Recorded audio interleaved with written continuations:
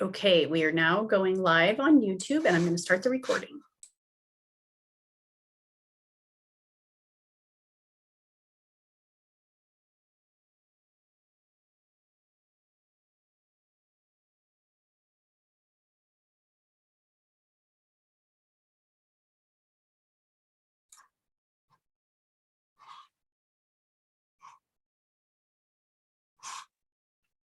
Okay, good evening, Lincoln County community members. Thank you for joining us tonight. We are here with our next installment of our Lincoln County Wildfire Readiness presentations. Tonight, we will be featuring our Depoe Bay Fire District as part of our Fire District briefing, in which Chief Daniels, who will be joining me tonight, will be talking about our seasonal wildfire restrictions and precautions.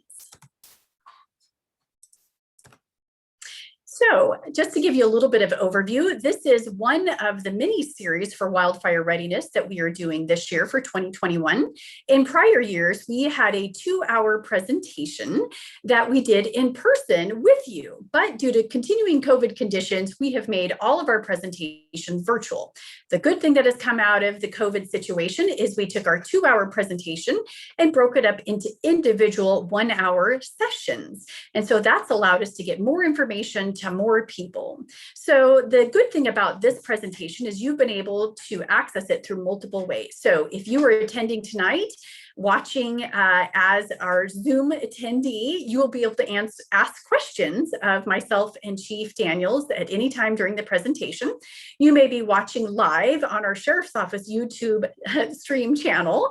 You could also watch a recording of this presentation that will be uploaded tonight after Chief Daniels and I are done, or you can also look at the actual PowerPoint slides that we have made available for the presentation. Now, the one thing I want to tell you about the PowerPoint presentation, if you just look at the slides, all of the graphics that are referencing specific information, you'll be able to click on those and will actually lead you to additional resource information to help you with your planning efforts. We'll also be pointing out several items that we would encourage you to bookmark on your cell phone device, desktop, your iPad, or print things off to have at home, maybe on the refrigerator for easy access. So first of all, we're going to watch a public service announcement that was sponsored by your Lincoln County Fire Defense Board. It was Chief Robert Murphy of Newport Fire, Chief Rob Dahlman of North Lincoln Fire, and your Lincoln County Sheriff, Curtis Landers. So just pause here for a minute while I try to bring up the right video. I'm on one computer tonight, so here we go. Let's see. Okay, we are now going live on YouTube and I'm going to start the recording. Yep, that's exactly what I did. Stand by, everybody. I grabbed the wrong one. Okay, here we go. Public service announcement.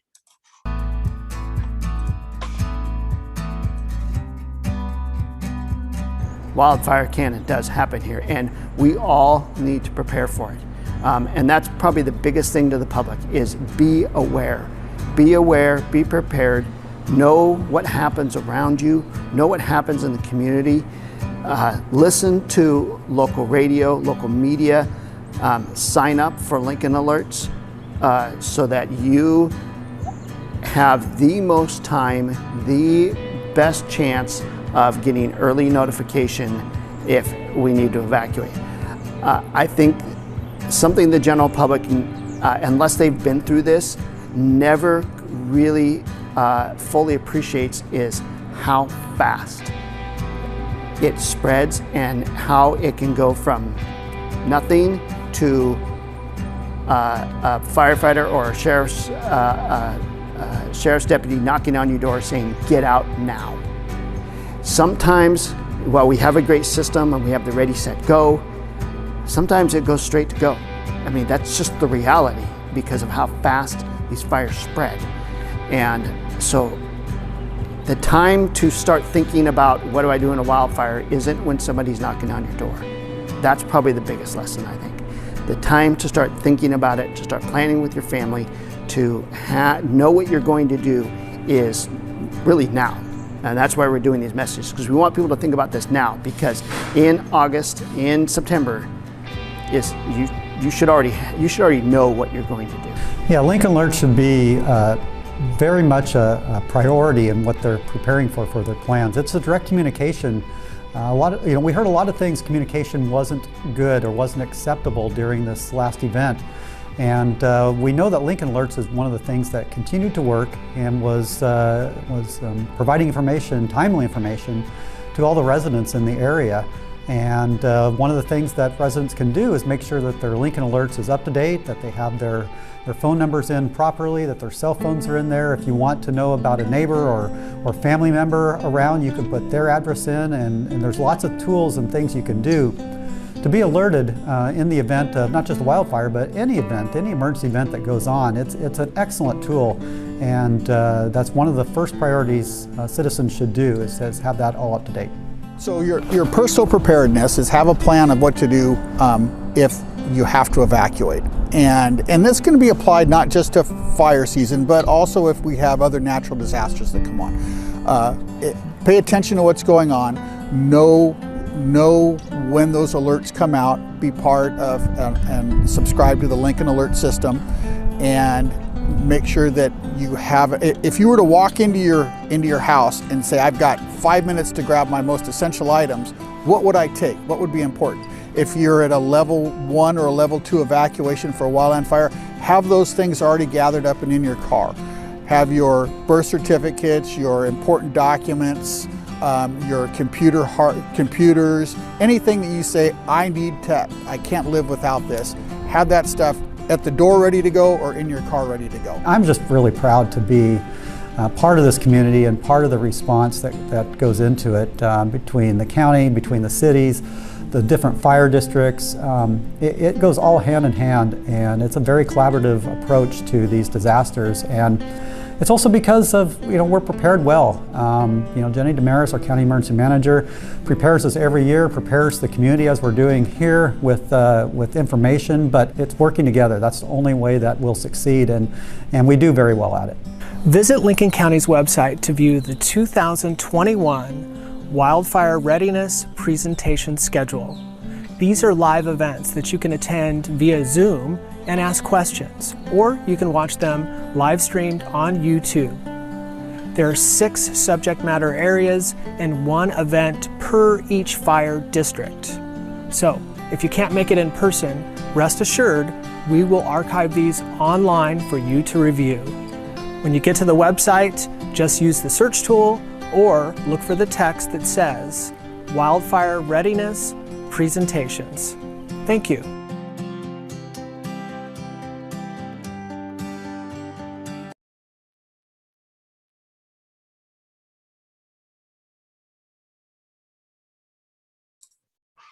Okay, thank you, everyone. We are back. That was a great presentation by our public information officers by putting that together for us.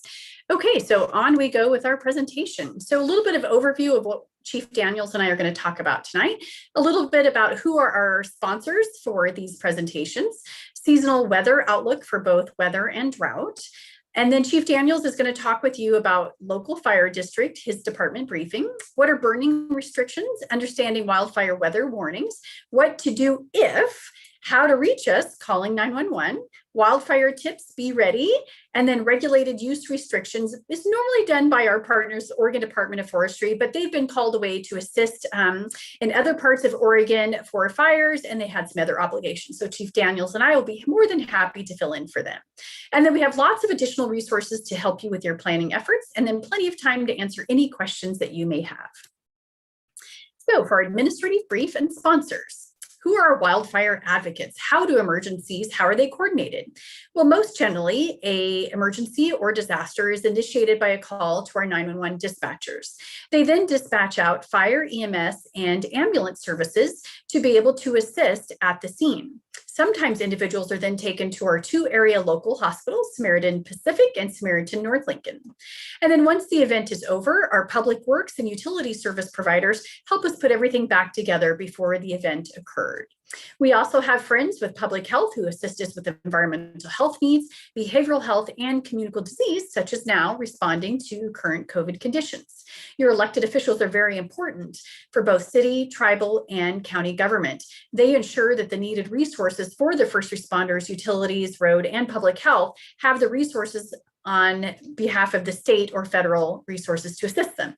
And then, of course, your emergency operations centers at the city, county, and tribal level work with all of these partners to provide resource information to them and to assist with public information. So community sponsors specifically for these presentations, your Lincoln County Fire Defense Board, which is made up of each of the fire districts here in Lincoln County, and Oregon Department of Forestry. Also, our Lincoln County Public Health Team, the American Red Cross, Oregon State University Extension Service, Oregon Coast Community College, their Small Business Administration, Oregon Department of Financial Regulation, their Consumer and Business Services, and of course, your Lincoln County Sheriff's Office. So our objective, why are we doing these presentations? Well, if you've attended our Cascadia presentation, this objective is probably familiar to you. Our goal as public safety is to make sure that we strengthen your knowledge of our local wildfire risk, and then your role in preparedness, response, and recovery, and then also letting you know what our responsibility is as local government. So first, we're going to take a look at our seasonal weather and drought outlook. So there's a great video by Oregon Department of Forestry. I actually didn't realize this was even available until we started putting these presentations together. So Oregon Department of Forestry does a 3-month timeline, a full video to talk about what to expect for the next 3 months. Again, if you click on these graphics in our presentation, it will take you right to that page where you can look at the most current weather outlook that they've put together. We also had our friends at National Weather Service put together a summer outlook specifically for Lincoln County, but mostly it is for pretty much the entire coastline of Oregon. It's a PowerPoint slide that you could go through in about 5 to 10 minutes and really draws on what was last year's weather pattern and what they're forecasting for this year's weather pattern. Now, many parts of Oregon have been talking about drought, and even here in Lincoln County. You'll see here that the drought conditions from the U.S. Drought Monitor page, I've got our Lincoln County circled here in the black circle. We are currently at a moderate drought. Now, I took this image on June 10th, but just 1 month prior, we were in the lower level and weren't necessarily this extreme, well, not extreme, severe, moderate, you get it. Anyways, Chief Daniels, do you have any more you could give to us about really what are we expecting for this next summer season? Well, Jenny, as you know that, hello, everybody. I'm Bryan Daniels, Fire Chief for Depoe Bay Fire. Lincoln County isn't immune to drought, and we're already on track for record-setting lack of rainfall or lack of precipitation. So the driest April, or is that March, April, May on record ever in Lincoln County. What that means for us in the fire season, right now, as of today, there are 4 working vegetation fires throughout the state of Oregon, primarily on the east side in the northern and southern regions, and they've already experienced basic as a reaction of this drought, unprecedented fire behavior this early in the fire season. As we get less water or less precipitation, fuels dry out a lot quicker. It's something that we see already happening just on the side of 101 through our own fire district here. So that makes things a little harder. It means that the vegetation is more apt to, or for ignition and for spread, and also means that, well, quite frankly, we have less water to fight fire with. Great, thank you, Chief. And normally Oregon Department of Forestry has a kind of a spiel here, so Chief Daniels are really filling in for him tonight. Okay, so now I'm going to hand this over to Chief Daniels. A little thing I want to tell you about Chief Daniels, he's your new Fire Defense Board Chief. Each chief takes a rotation. I believe it's a 3-year term. So Chief Daniels has just volunteered to step up to serve as your Lincoln County Fire Defense Board Chief for the next 3 years. So Chief Daniels is going to talk to you a little about burning ban restrictions, red flag warnings, watches, and then I'll follow up at the end. So you have the floor, Chief. Thanks, Jenny. Just want to say thank you again for sponsoring this and getting these presentations online and to the public. Quickly about the fire district, Depoe Bay Fire District, we serve an area of about 11 linear miles from the northern boundary in the Siletz Bay region all the way to the southern boundary at Beverly Beach. So we cover essentially from North Lincoln Fire's district, their southern border, all the way to Newport Fire's northern border. We serve about 8,600 residents In there, we serve an additional 300 and change commercial properties, some of the largest commercial properties that you'll find in the state of Oregon, those being the Worldmark resorts or the bigger hotels. The fire district, Depoe Bay Fire, has undergone a bit of a transformation in the past few years. We're currently staffed with 15 full-time employees. We run an ABC shift platoon with 4 firefighters on duty per day, plus a chief officer and a division chief. I'm the fire chief. We have a division chief that works for us, and we share chief officer coverage. We're very active in the mutual aid system with our neighboring agencies, especially North Lincoln Fire and the city of Newport and the Newport Rural Fire Protection District. We are down to 1 volunteer on our roster. Going from a primarily combination, or in the early days, a volunteer fire department and then into a combination department, we have largely lost our volunteer base. It is hard to retain people in our demographic right now with the price of housing, the local job market, etc. So we have taken the stance, and the voters have largely approved funding for full-time staffing in Depoe Bay. We're grateful for that, and that means that you get a very reliable fire service that takes wildfire and all risk to heart. So it's good to be so supported by the community, and in exchange, you get a professional fire department that you can rely on 100% of the time.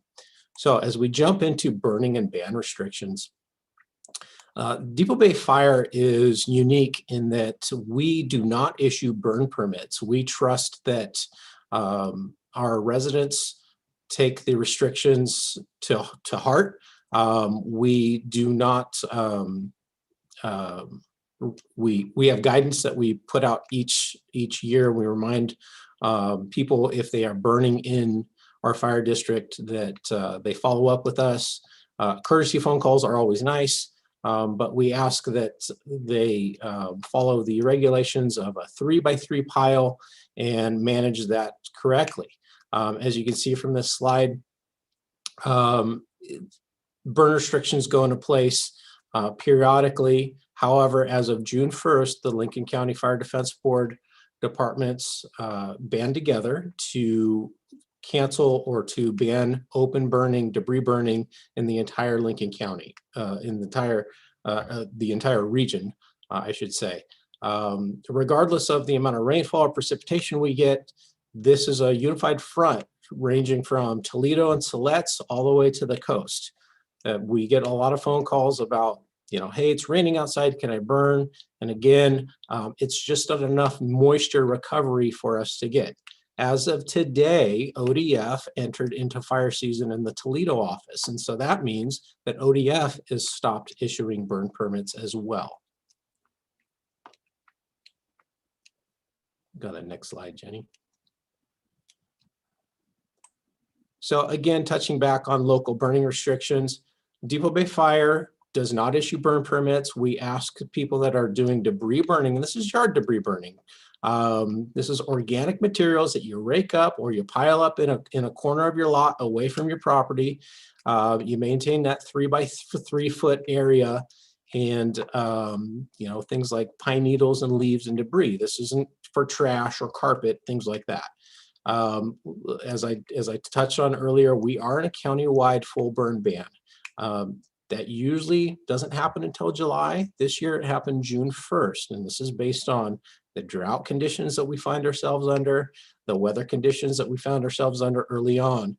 And if you recall, even in April, we had a red flag warning for the first time in Lincoln County's history in spring. These notifications for local burn bans are on usually each fire district's social media outlets or the web pages, and also that information goes out via Lincoln County Alerts, which is a very valuable platform.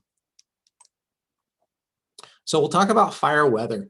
Normally we get our fire weather in Lincoln County late summer, early fall, but as I said earlier, we got that red flag warning in April in Lincoln County. Now we get these eastern winds that come through the area, and what that means is that when the valley is experiencing higher temperatures, the eastern winds drive all that hot or that warm, dry air over the mountain range and into our areas. Fire weather could be because of a response to low moisture, low precipitation, low fuel recovery, but they can be driven by high winds, as the slide indicates. We don't usually get unseasonably high temperatures, but we have encountered some 90s here on the coast, even in my short time here in the past 3 years, to where we've had some pretty elevated temperatures, even at Boiler Bay in Depoe Bay last year, 89 degrees. And these all tie together to give us what we call the extreme fire conditions, which are prompted, largely from the red flag warnings. When we talk about a warning versus a watch, to sum it up, a warning is it's here, it's happening. Likely everything is developed to give us that warning, and a watch is this is developing right now, and we've got some time. We don't have all the data. What that means for the public is if we've issued a red flag warning, you need to be extra vigilant in your activities in what you're participating with outside. It means that a fire is likely to occur if, let's say, you're being reckless, or you're doing a dangerous activity like operating machinery or equipment, or mowing your grass, with a blade that could spark a fire. A watch essentially means that there's some components to some hazardous conditions, but it's not all there yet.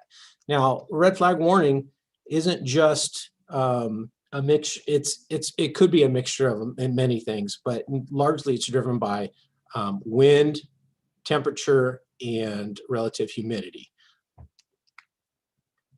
And understanding those, as I touched on earlier, a warning is we're asking the community and the public to be hyper vigilant in being careful with open flames, being careful with or not taking into their own hands actions to, I'm going to do the open burning anyway. I'm going to do the yard debris burning, to make sure that they're careful with the outdoor power equipment. The watch is more or less, maybe you should,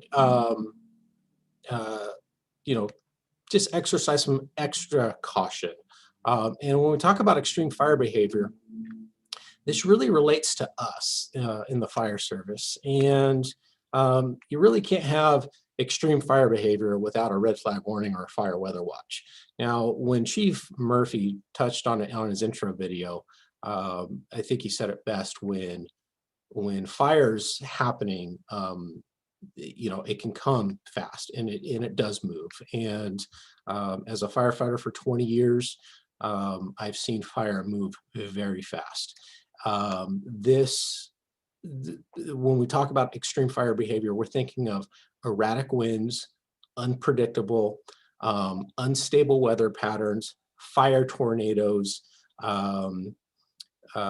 trees that are healthy, that are spontaneously combusting, not spontaneously, but they're preheated and dried out so quickly that we just can't get ahead of that. When we encounter extreme fire behavior, it really makes our job difficult. The speed of wildfires, just touching on it, fire is driven by three components: fuel, weather, and topography. When we talk about fuel, that's usually the stuff that's on the ground, the trees, but houses are also a component of that. When we talk about weather, we touched on that earlier regarding the watches and warnings and what components make up a watch or a warning. Low relative humidity, high speed of wind, and lack of moisture. And when we talk about topography, we're surrounded by mountains, valleys, hills. Fire can move downhill. It likes to move uphill, but when we have fire in our area, we get a lot of preheating that dries out those seasonal grasses and the native vegetation. And so when you look at these schematics, you could see how the radiation could affect that and help progress or actually, drive the fire a lot faster than the fuel model suggests. So just because fire might be, it may seem unlikely for it to scientifically move downhill, it does move very quickly. So what to do? Of course, we ask, first of all, please call 911 if you have inadvertently started a fire. Well, of course, we ask that before you start doing your debris burning, or you're having an outdoor fire pit, or you're having a beach fire, or you're doing a barbecue, that you have some components on standby to help you extinguish the fire and to control that. Now, hopefully it's a fire extinguisher or a bucket of water or a shovel, but we want you to call 911 in conjunction with putting this fire out. You need to know your address, landmarks to give us some quick access there, and evacuate the area, notify neighbors if it's a rapidly spreading fire. What to do? If you see smoke at a distance in a rural or isolated area, similar to this picture on the slide here, this is from the 2500 road fire, which was in the eastern side of the Depoe Bay Fire District in 16. I think that's right. Most likely, if you see a fire like that that's plume dominated, it's been called in. There's no real reason to call that in right away. Of course, if it looks like it's something that's a new start, something that you're worried about or could have an impact on life safety, please call 911. You can call the non-emergency line, which I think if you click on the link, that will lead you to the Willamette Valley Communications Center, and they might have some information on some burns that we have in the area. ODF, being the large issuer of burn permits in the unprotected lands, which we'll see in a little bit, will also have information. We all share information on if we know about large burning piles in each district, but likely if it's a large fire like this, it's been reported. So a quick rundown on the fire districts. From north to south, you could see that Lincoln County is served by, I think there's 9 on there, maybe 8 fire districts. We are the peach or the orangish color Depoe Bay Rural Fire Protection District, right there, second from the top. We are bordered by North Lincoln Fire on the north. There's us in the middle, and on the south, Newport Fire and Newport Rural Fire Protection District. We're 11 linear miles, and we go about 1 mile inland. North Lincoln Fire, they cover all the way into the Otis and Rose Lodge community. Newport Rural and Newport City are well within, or they cover the city limits and some components of the outskirts of the city. Siletz to the east has a large swath of land with a lot of private and ODF timberland. Toledo Fire and Toledo Rural Fire Protection District, or it's now called East Lincoln County Fire Protection District, I believe, cover a tremendous amount of forest floor as well, but they also have the city of Toledo. Moving down to Seal Rock, you can see that they've got, they're in the blue area, and they have a lot of property that goes inland up some pretty windy roads. And then we move to Central Coast Fire, which goes almost to the border of Alsea Rural Fire Protection District, and all the way in the southern part is Yachats Rural Fire Protection District, which butts up with Lane County.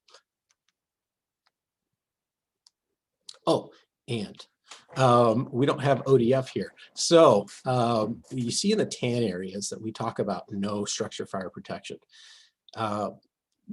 First, I can speak for all of the fire districts in Lincoln County that even though there's no structure fire protection district, we try to do the right thing, and we'll probably come to those areas that are detailed here in tan.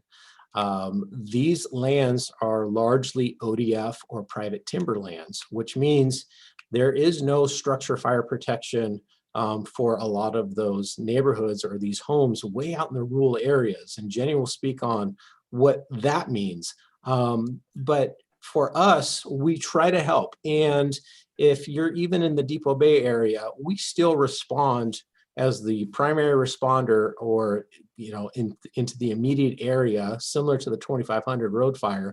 Even though that was in non-structure fire protection land, the Depoe Bay Fire District still responded and was able to provide a report on conditions, give some personnel and some manpower to that incident until ODF was able to assume control.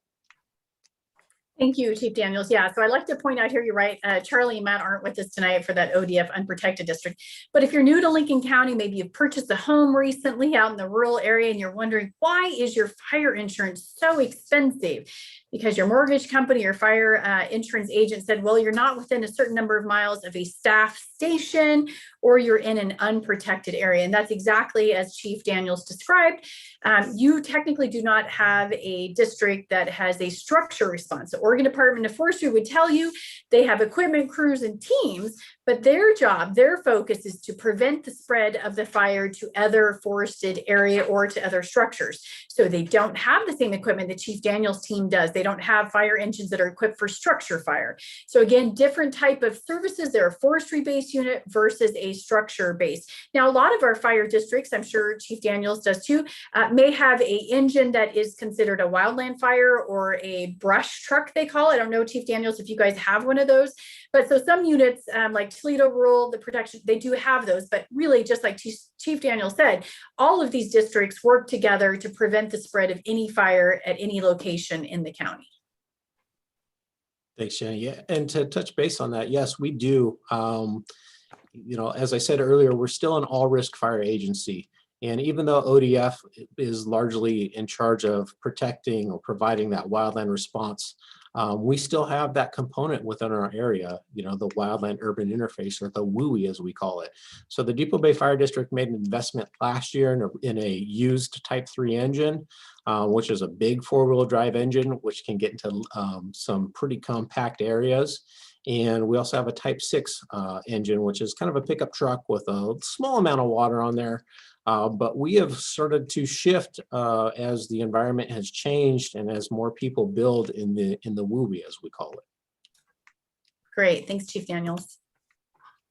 Okay, let me get to this next slide here. Okay, so how to reach Chief Daniels or any other public safety agency in Lincoln County.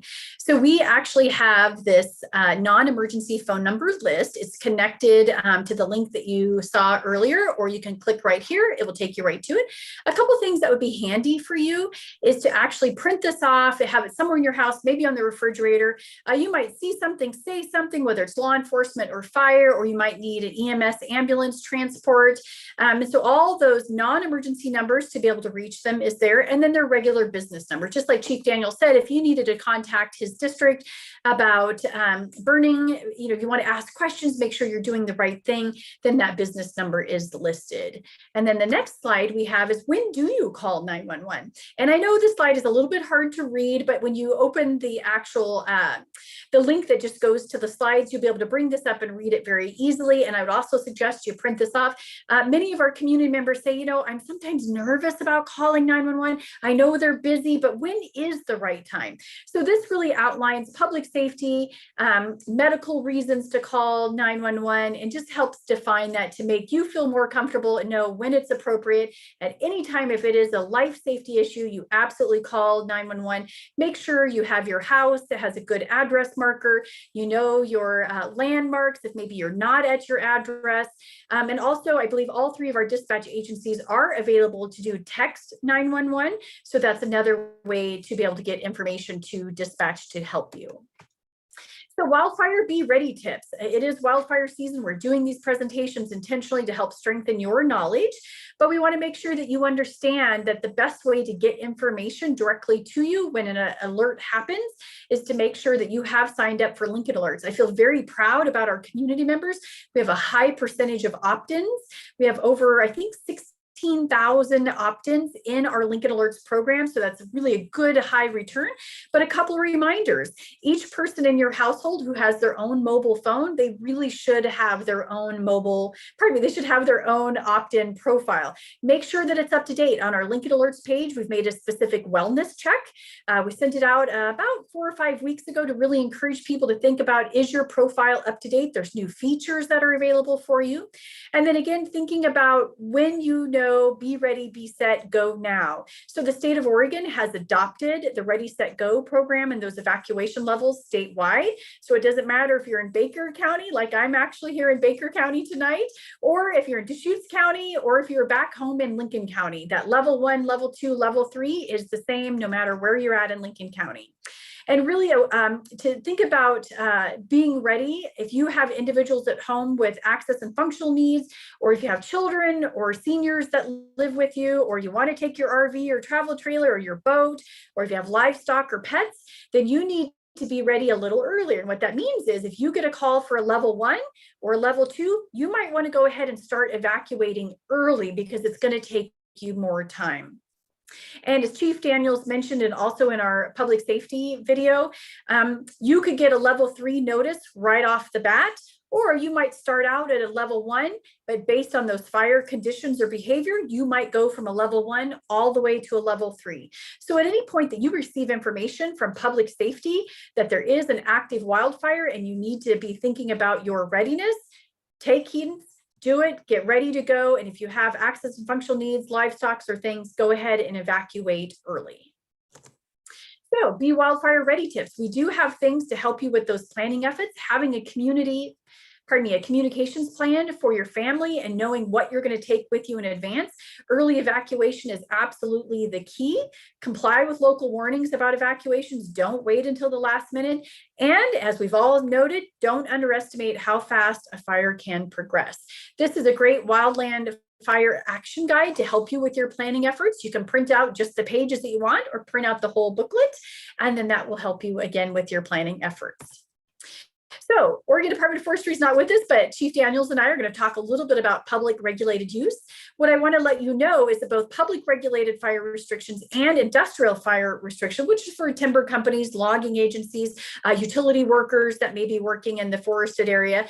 There's 2 sets of restrictions there. We're going to focus mostly on the the public fire restrictions, but both are available online that you can click and review and get that up-to-date information at any time. So this is just a copy or an image of their public fire restrictions page of when I took it probably back in May. So now the color here might actually change because we've progressed.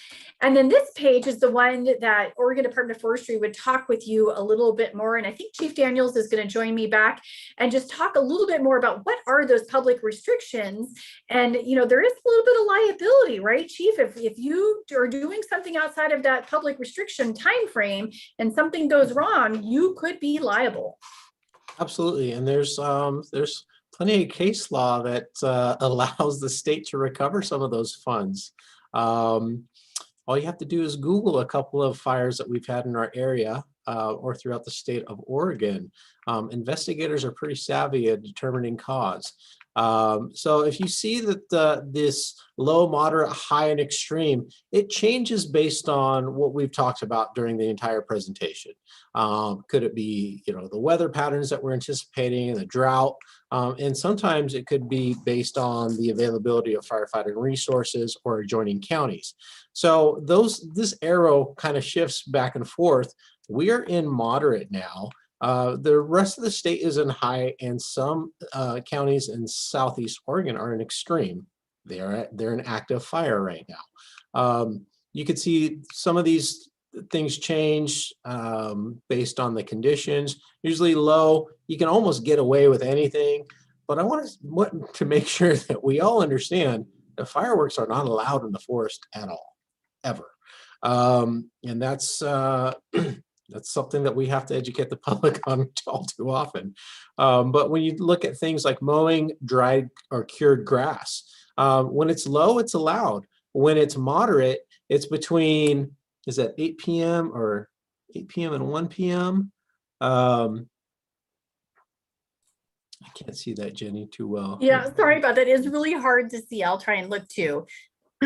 But that's usually, it might be 8 a.m. to 1 p.m. And that's just the area where the fuel moisture in itself, when we talk about those cured grasses, they're at their absolute highest. And so that's when fire spread isn't going to be too erratic.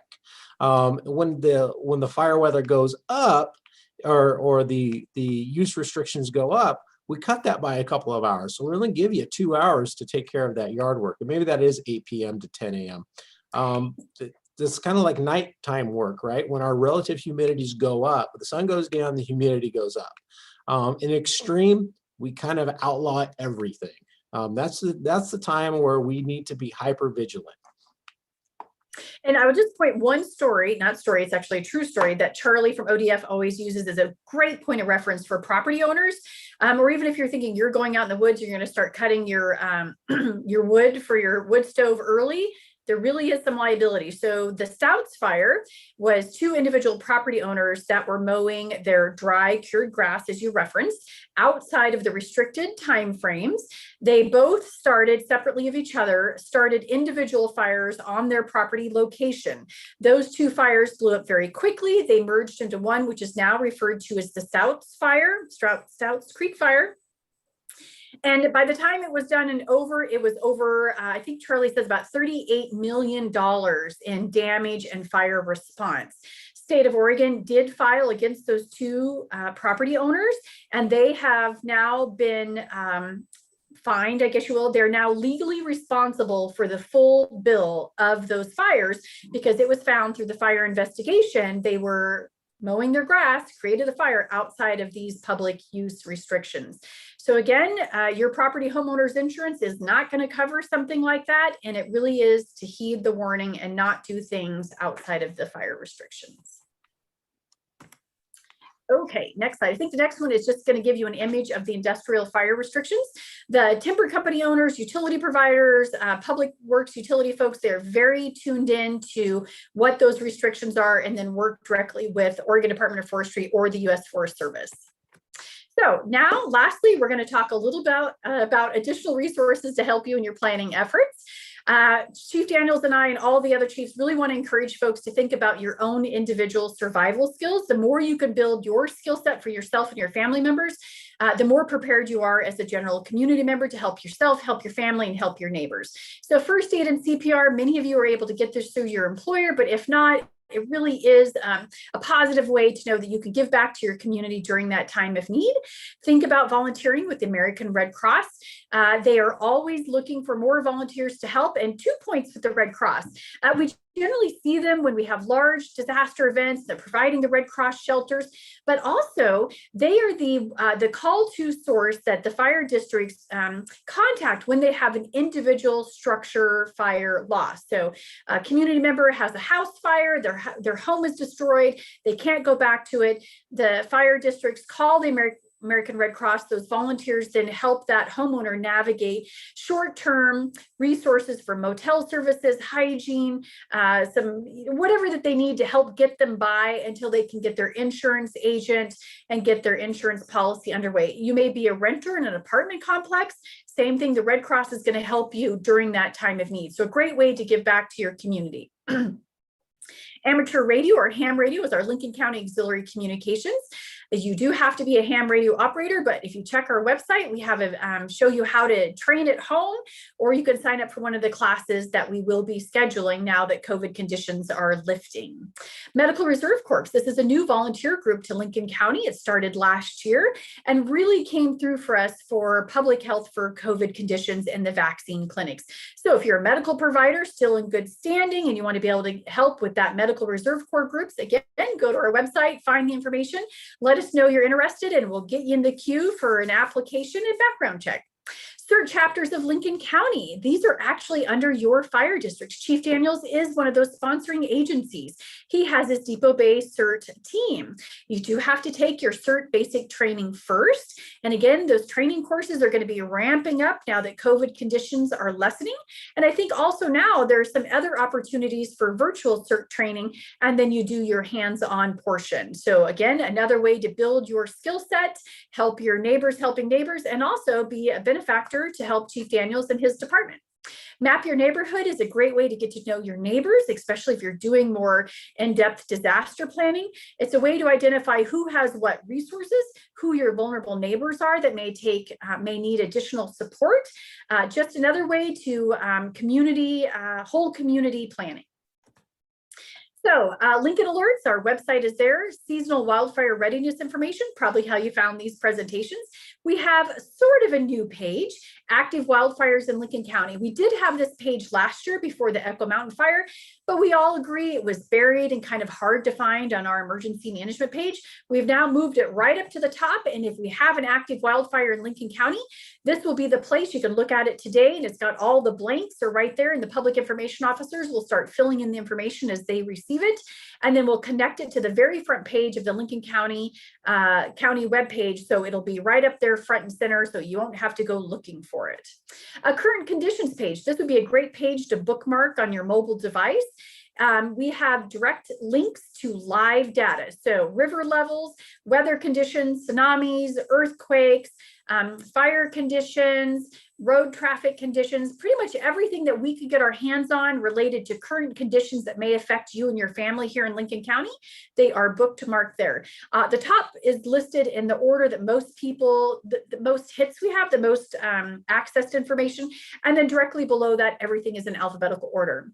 That when to call 911 and public safety agency contact information that I referenced. And of course, each of the wildfire readiness modules that we've already presented on and then recorded those sessions are available for you. So financial, again, that's really a great presentation from the Oregon Department of Finance Services. They provided a presentation. Even myself, there were so many things that I learned that I wasn't really aware of when it comes to my own personal finances and being ready. So definitely worth the time. If you're a business owner thinking about your business preparedness for any hazard, great resource. Animal preparedness, Laura Ireland, our animal services director, provided a presentation on preparation, evacuation, and recovery during those wildfire events. Property protection by understanding wildfire risk. Oregon State University and Oregon Department of Forestry joined me, and that's really looking at your physical property. What could you do to mitigate? So if a fire does come at your property or through your property, perhaps you have a way to have structures that do survive, and then also just understanding what those risks are and fire behavior and why you need to leave early.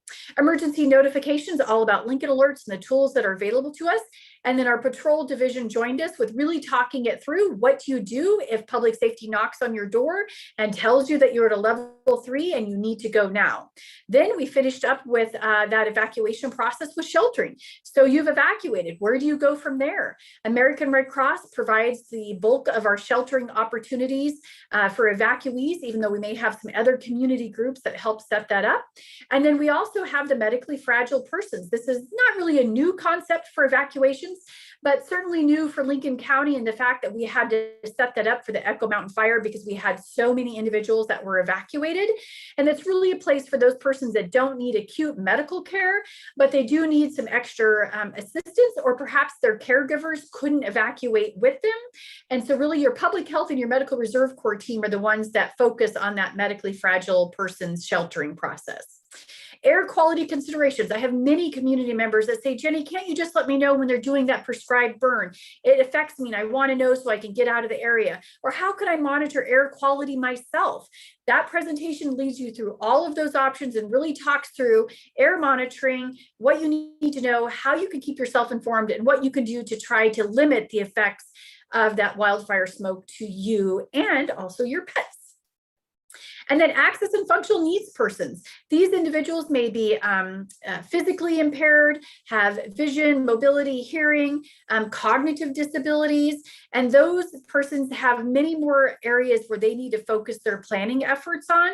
And that entire, about a 30-minute presentation just focuses completely on how we can help you in those preparedness efforts, and to think about the criticality of when you get ready to evacuate, how much additional time and effort it's going to take, and how we can support you in those efforts. So they're all recorded, they're available. You can look at the slides, watch the videos, and again, all the graphics will lead you to additional information to help you with your planning efforts. And then state of Oregon, they have lots of resources, many of the things that we've talked about. I have listed the state of California. They really are quite a few years ahead of Oregon. We know this, it's okay. We don't take it personal. We know that Oregon is getting there, but they do have a lot of resources for you as an individual about preparing for wildfire, the evacuating and returning home. And then, of course, our federal and national partners, ready.gov for all hazards, FireWise Community, Wildfire Community Preparedness Day, again, the Ready, Set, Go program that the state of Oregon has adopted, and your American Red Cross folks. So we would be happy to entertain any questions and final thoughts from you, Chief Daniels. Do we have any questions? I'm looking so far, there's no questions in the chat, which is kind of the way it goes. I think a lot of people really watch these videos afterwards, and then we have gotten some follow-up emails, but we'll just give it a few 30 seconds here to see. But to wrap up, you know, what you've said, thank you again for putting this on for our public. I know Echo Mountain didn't affect a lot of people in the realm of evacuations in our fire district. What they learned in North Lincoln Fire District was a kind of a hard lesson about being prepared.